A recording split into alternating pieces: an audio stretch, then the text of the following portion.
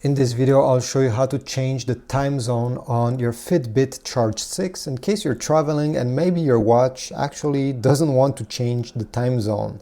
So you need to do it manually. I'll show you how. So take the app, you see the app that you connected your Fitbit to, and then you're going to tap on the top right corner over here once, and then you're going to tap on Fitbit Settings, then press on App Settings.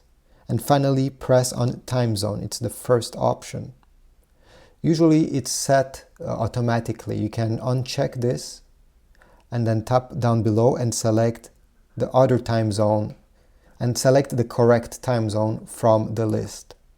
Once you did this, go back, leave this on check, go back, back again. And once you're on the main screen of your Fitbit app, you're going to drag down from like this from the top, so the app syncs your modification with your watch.